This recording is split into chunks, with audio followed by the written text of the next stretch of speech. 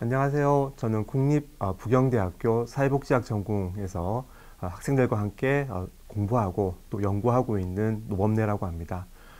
오늘 제가 함께 나누고 싶은 내용은 지금 보시는 것처럼 데이터 과학을 통해서 살펴본 청소년이라는 주제입니다.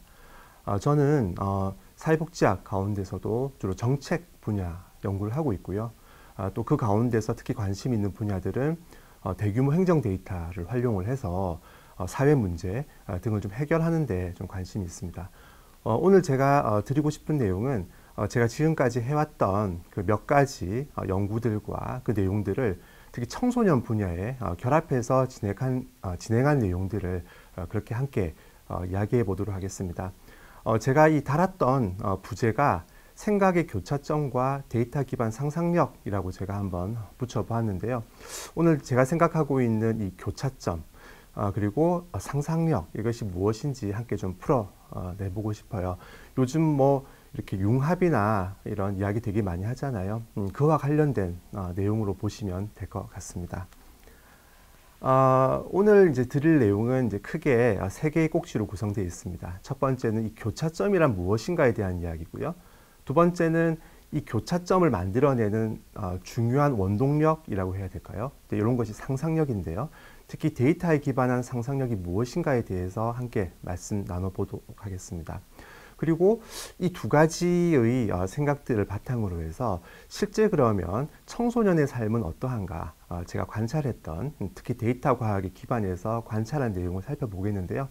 제가 그 내용들을 좀 풀어낼 때 네 개의 차원으로 한번 나눠봤어요. 첫 번째는 마음, 두 번째는 생각, 세 번째는 관계, 그리고 공간, 이렇게 생각해 봤습니다. 그리고 보시는 것처럼 각각의 주제들은 어떤 그 청소년 복지에 있어서 중요한 주제와 그것들을 관찰하기 위해서 어떤 형태의 데이터 과학을 활용했는가를 제가 한번 나열해 봤는데 뒤에서 다시 자세한 말씀 드리도록 하겠습니다. 새로운 생각과 혁신은 교차점에서 시작된다라고 할 수 있습니다. 지금 제가 가져온 이 슬라이드에 스티브 잡스가 이제 그런 이야기들을 굉장히 많이 했죠. 그래서 아이패드와 같은 이런 혁신적인 기기를 만들어냈던 그 시기에 이 사람이 했던 굉장히 중요한 지점이 바로 인터섹션, 어떤 교차점에 대한 내용이에요. 특히 또 공학 기술과 그 다음에 어떤 인문학적인 고민, 이런 것들이 어떻게 이런 새로운 혁신들을 이끌어내는가라는 이야기를 했던 것이죠. 자, 이 교차점이란 이야기는 우리가 흔히 이야기하는 혁신과 뭐 비슷한 내용인데요. 근데 혁신, 융합 이렇게 하면 조금 좀 모호한 느낌이 있어요, 그죠? 굉장히 좀 크고요, 느낌 자체가. 저는 이 교차점이란 표현이 조금 더 이것들을 좀 정확하게 짚어내는 말이 아닌가 생각이 드는데 이런 겁니다. 전혀 다르게 생각했던 혹은 관련이 없었다고 생각했던 두 개의 키워드가 있어요. 그 두 개의 키워드들이 어느 순간 관련성이 있네? 이 두 개가 결합됨으로써 뭔가 의미 있는 것들이 만들어지네? 이런 것들이 우리가 생각의 교차점을 발견하는 것이거든요. 제가 굉장히 좋아하는 예제가 있습니다. 어떤 거냐면 여러분들 와인 드실 때 있잖아요, 그죠? 그 와인은 우리가 와인 오프너로 이렇게 코르크 마개를 빼게 됩니다. 그런데 많은 경우에 이제 경험 있으신 분들 있을 텐데 그 코르크 마개를 빼다 보면 그 코르크가 상할 때가 있어요. 그래서 계속 빼도 안 나오고 계속 코르크 마개는 상하고 이래서 어떻게 해야 되지? 병을 깨야 되나? 이러면서 와인 먹기를 마시는 걸 포기할 때가 있는데요. 이거 어떻게 해결하세요? 보통 이럴 때. 하나의 방법은 아예 코르크 마개를 안으로 밀어버리는 겁니다. 약간 이제 그 코르크 이 조각들이 있긴 하겠지만 그건 걸러 먹으면 되니까요. 적어도 우리가 병을 깨서 혹은 와인 먹는 걸 포기하는 거는 피할 수 있죠. 이 이야기는 무슨 이야기냐면 코르크 마개를 밖으로 뺀다와 코르크 마개를 안으로 집어넣는다라고 하는 거는 현상적으로는 되게 반대되는 일이잖아요. 정반대 일이죠. 하지만 두 가지 일은 공통성이 있습니다. 어떤 공통성입니까? 와인을 내 잔에 따를 수 있게 해주는 일이라고 하는 공통성이 있는 것이죠. 전 이게 바로 생각의 교차점들을 만들어내는 일이라고 생각을 해요. 와인 코르크를 안으로 집어넣기, 와인 코르크를 밖으로 빼내기라고 하는 서로 달리 보였던 두 개의 현상이 연결되는 것이죠. 똑같은 목적으로. 자, 그러면 이런 생각의 교차점들을 만들어내는 중요한 우리 사고의 흐름들은 무엇일까요? 저는 그것을 상상력이라고 생각을 합니다.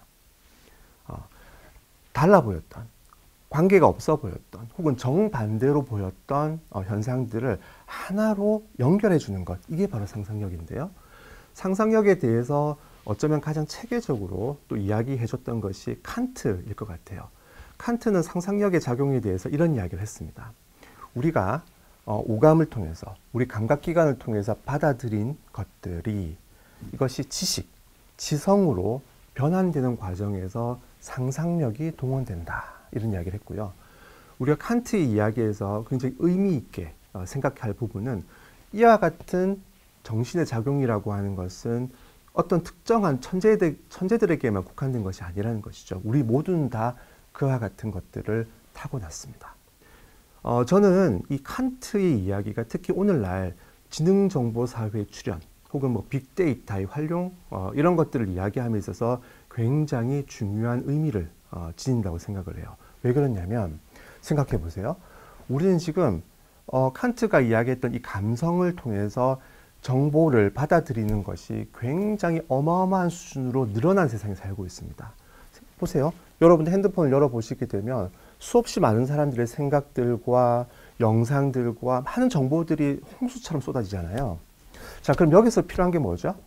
그와 같은 정보들이 어떤 과정을 통해서 지식, 그리고 우리의 지성을 살찌우게 될 것이냐 고민하는 거예요. 여기서 바로 상상력이 매우 중요하게 됩니다. 데이터 과학에 기반해서 이 이야기를 좀 더 구체적으로 말씀드려 보도록 하죠. 자, 한번 이 흐름들을 한번 보시죠. 지금 7시 방향을 보시게 되면 막 문서들이 쌓여 있잖아요.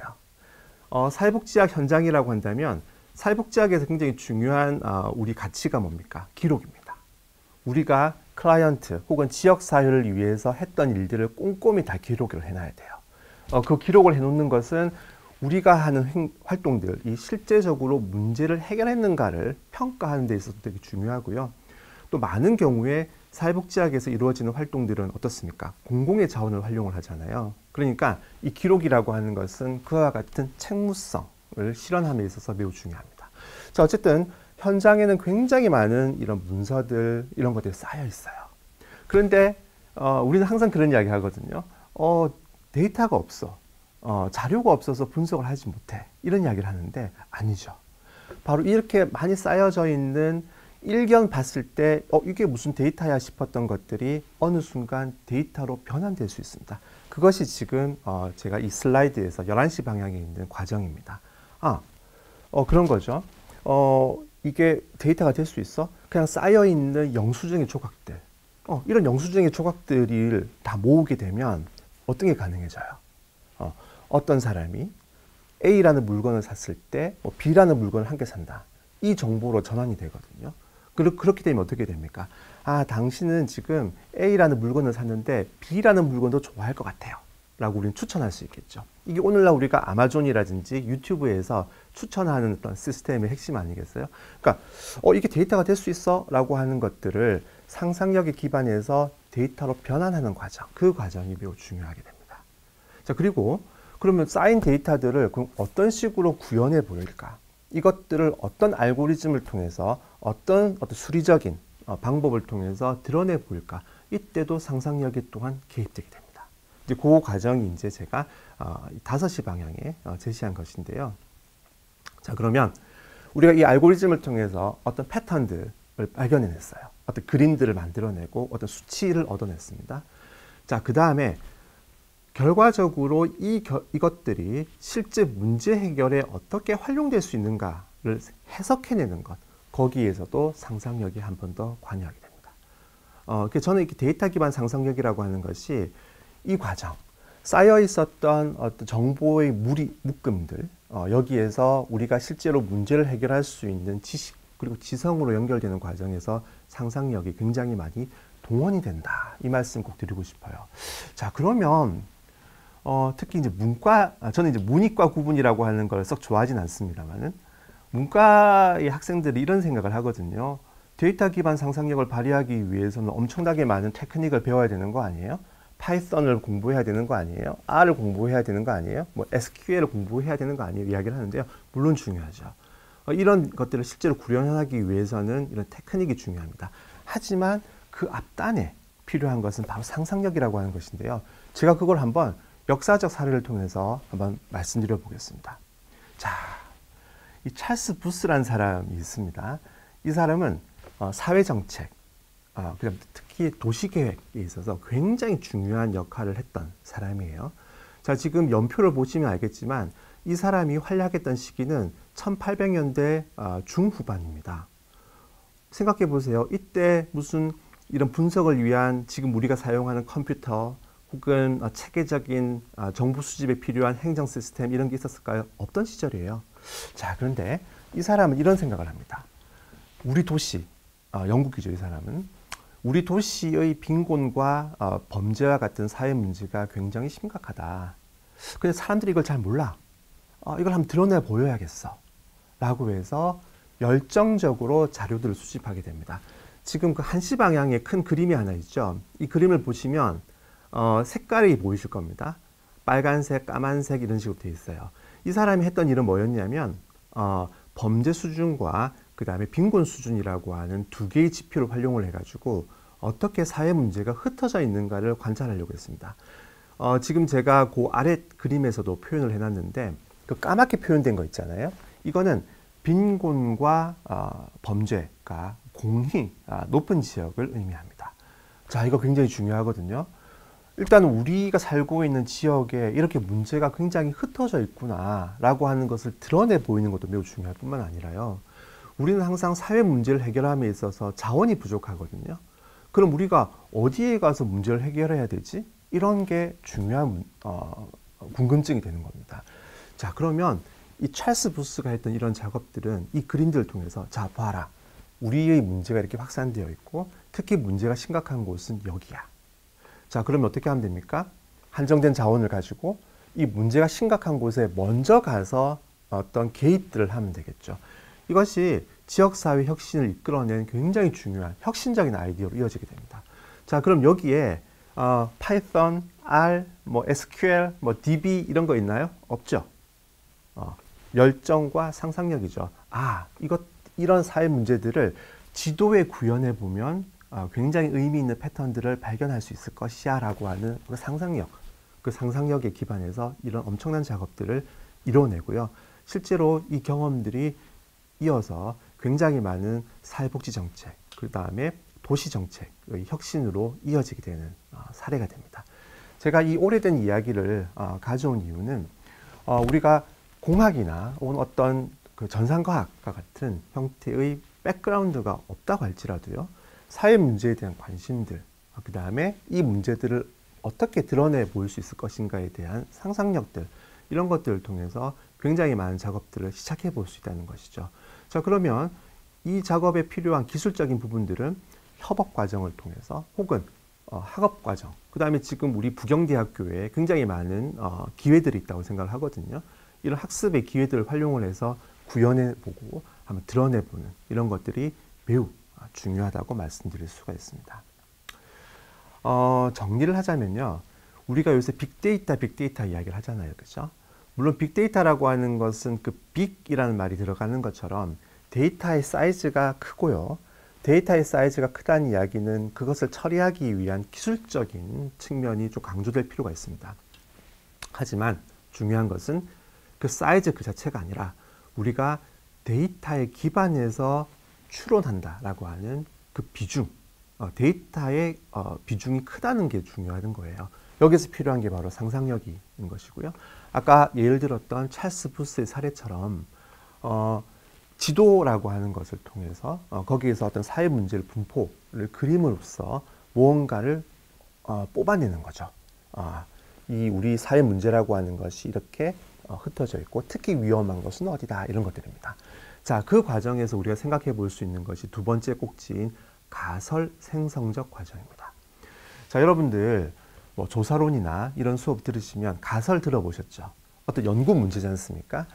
이런 약을 처방하게 되면 확률적으로 유의미하게 증상이 개선된다. 뭐 이런 것들이 가설이잖아요. 근데 이런 가설은 한 가지 중요한 전제가 있습니다. 이 문제와 관련되어 있는 선험적인 이론이나 혹은 경험들, 지식이 매우 중요합니다. 근데 지금 사회복지 그리고 또 우리 사회를 지금 도전하고 있는 그런 수많은 문제들은 이와 같은 지식이 속도가 그만큼 따라주지 못하는 부분이 있어요. 자, 그럼 어떻게 해야 됩니까? 관찰 결과들을 통해서 새로운 발견들을 이끌어내고 새로운 가설들을 만드는 작업이 필요합니다. 이제 이것을 우리가 가설 생성적 과정이라고 하는데요.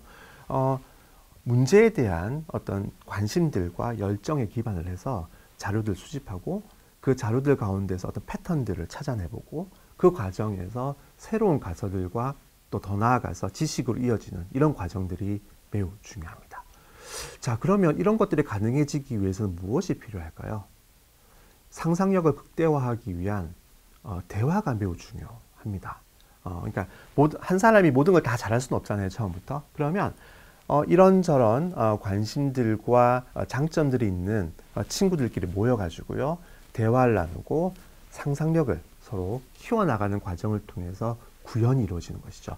아까 제가 쌓여져 있던 자료들이 어떻게 지식으로 연결되는가 그 흐름을 잠깐 보여드렸잖아요. 이 과정을 혼자 하는 것보다는 친구들과 함께 우리가 지금 전공 사이에 벽을 허무는 것들이 활발하게 이루어지고 있지 않습니까? 특히 우리 부경대학교는 그런 측면에서 굉장히 많은 일들을 하고 있는데요. 다른 전공의 친구들과 함께 이런 작업들을 통해서 상상력을 극대화하는 그런 과정들이 매우 중요하다는 말씀을 드리고 싶어요. 자, 그러면 제가 이제 이런 걸 기반으로 해서 연구했던 몇 가지 사례, 특히 청소년 분야에 대한 이야기를 좀 몇 가지 드리면서 내용을 좀 마치고자 하는데요. 첫 번째 꼭지는 마음입니다.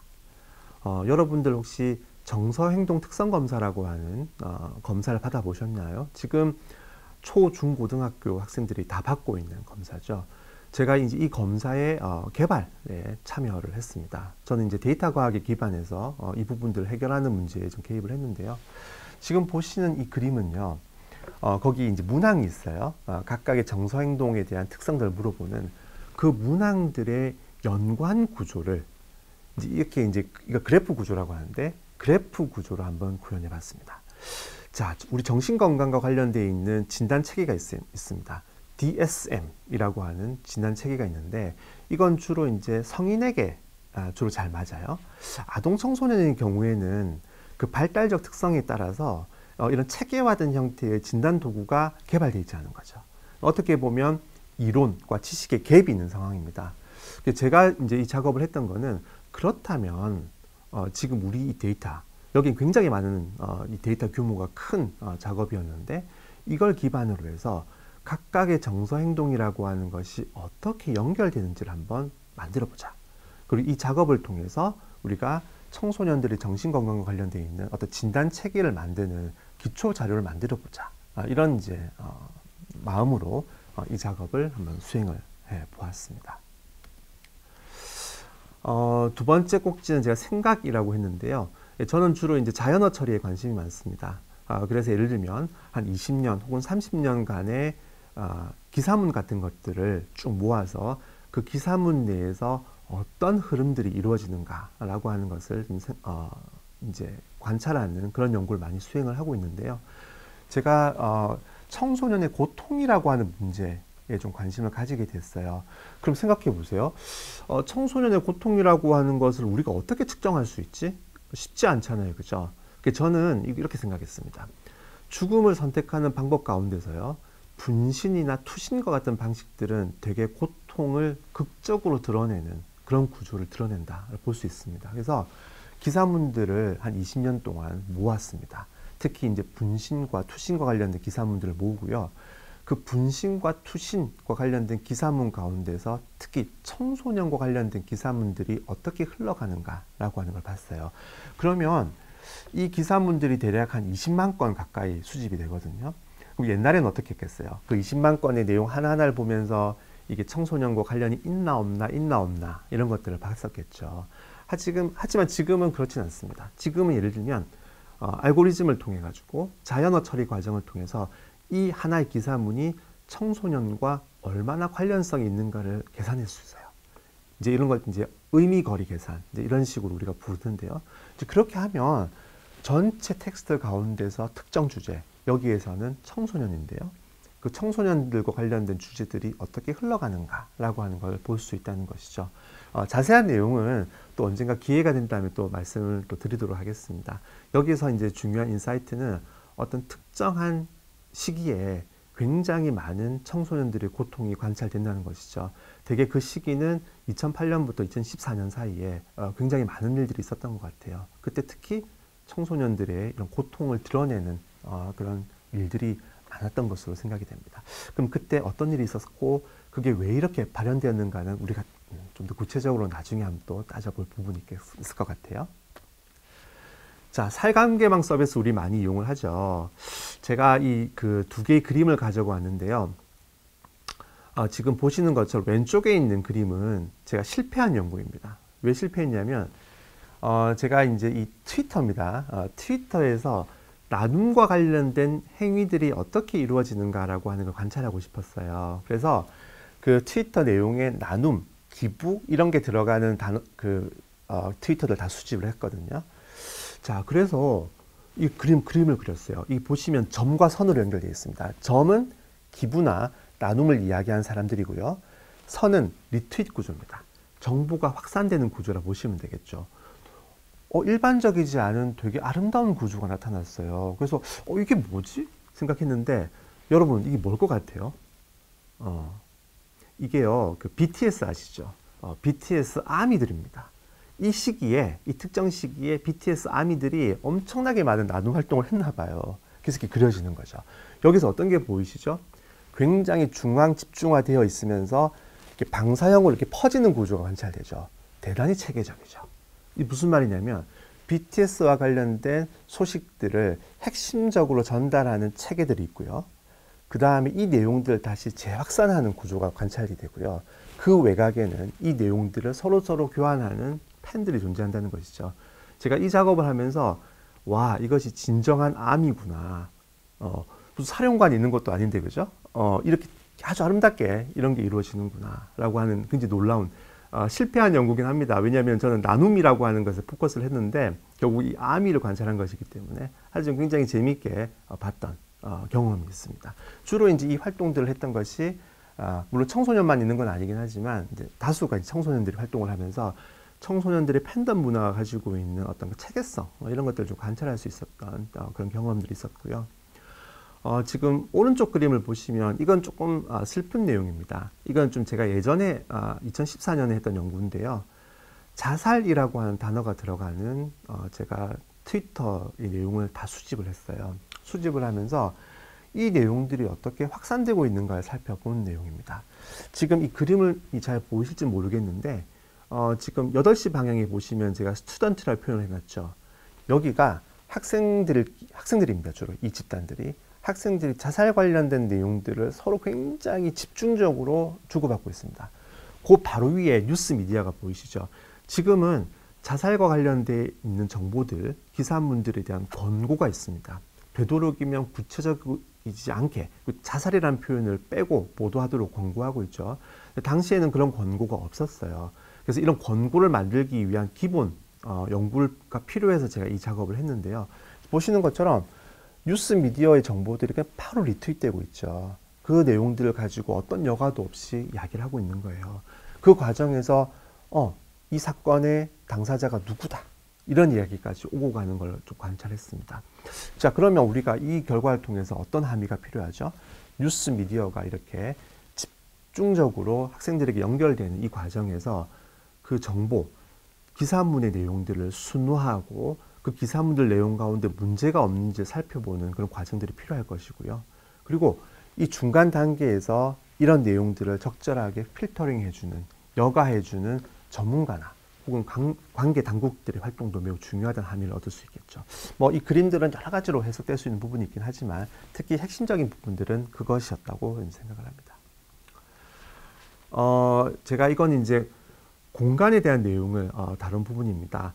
특히 문과에 계시는 분들은 인문, 지리 이런 쪽에 강점이 있다고 생각이 들거든요. 우리가 어떤 현상을 지도에 구현을 하게 되면 그 현상들이 우리 머릿속에서 엄청 정보의 결합이 발생하게 됩니다. 그냥 쭉 이런 사건들이 있었어요라고 이렇게 흩어져서 보는 게 아니고요. 어떤 사건이 어디에 발생했다라고 하는 것을 우리가 지도에 딱 꽂는 순간 우리는 그 지도를 통해서 어떤 지식을 활용하게 됩니까?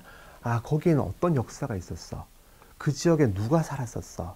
그 지역에서 어떤 사건이 언제 있었지. 이런 우리 지식들 있잖아요. 인문지리적 지식이 있습니다. 그것이 우리 머릿속에서 머징하게 되는 걸 가지게 되는 거죠. 그래서 저는 특히 사회 문제에 관심이 있으신 우리 문과에 계시는 분들은 이런 지도 그리기를 많이 해보시기를 권해드립니다. 그렇게 하면 생각하지 못했던 발견들로 이루어지게 되는 그런 경험을 하게 됩니다.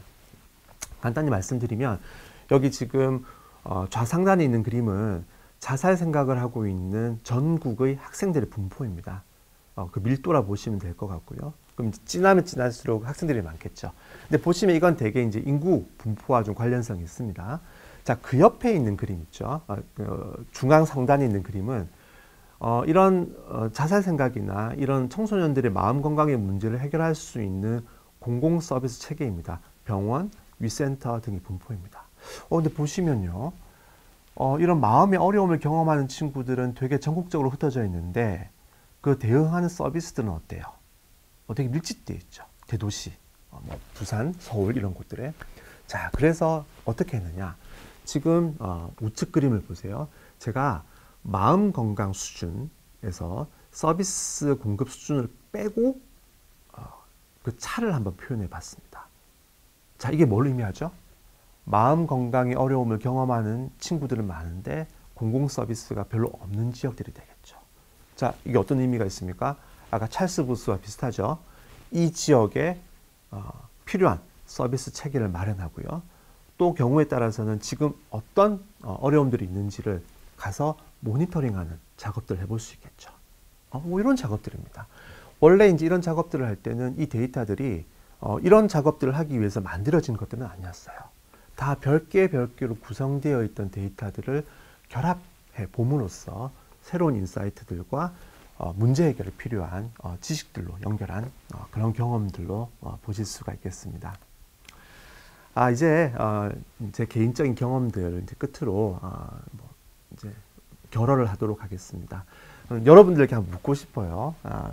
이건 이제 저에게도 이제 늘상 하는 질문이기도 한데요. 자, 청소년들이 더 행복하게 살아갈 수 있는 사회를 만들기 위해서 여러분들이 생각하는 교차점은 무엇인가요? 전혀 다르다고 생각했던 그 키워드들이 있을 거예요. 그죠? 그 키워드들의 결합들을 통해서 새로운 문제를 해결에 필요한 지식을 만드는 거 아니겠습니까? 여러분들 나름대로의 교차점들을 한번 만들어 보세요. 자, 그러면 그 교차점들을 연결하는 것은 상상력이라는 말씀을 드렸잖아요. 특히 오늘 주제인 데이터 과학, 빅데이터와 관련해서 생각해 본다면 데이터 기반 상상력이 될 텐데요. 그러면 그 교차점을 빛낼 수 있는 데이터 기반 상상력은 무엇일까? 또 한번 생각해 보시고요. 이런 것들은 여러분 전공 내에서 다양한 관심 있는 친구들끼리 모여서도 좋고요. 또 아까 말씀드렸던 것처럼 다른 전공의 친구들과 함께 이 이야기를 하면서 굉장히 많은 작업들을 해볼 수 있을 것 같거든요. 지금 우리 학교에서는 그런 기회들이 굉장히 많다고 저는 생각하고 있습니다. 자, 그런 거 한번 해보시고요. 자, 이번 방학 때 혹은 학기 중이라도 이런 내용들을 한번 친구들끼리 모여가지고 새로운 아이디어를 만들고 또 공모도 출전을 해보고 하는 이런 작업들을 많이 해보시면 좋을 것 같습니다. 제가 이제 짧은 시간에 이 많은 내용들을 전달하느라 조금 말이 좀 빨랐던 것 같긴 한데요. 언제든지 저희 연구실은 열려 있습니다. 그래서 이런 분야에 관심 있으신 분들, 데이터 과학을 사회 문제 해결에 관심 있는 이런 영역에 열정과 관심 있는 분들은 어느 전공이든 할 것 없이 함께 와서 이야기 나눠서 상상력을 함께 키워보는 그런 시간을 가져보면 좋을 것 같습니다. 네, 오늘 말씀 이것으로 마치도록 하겠습니다. 고맙습니다.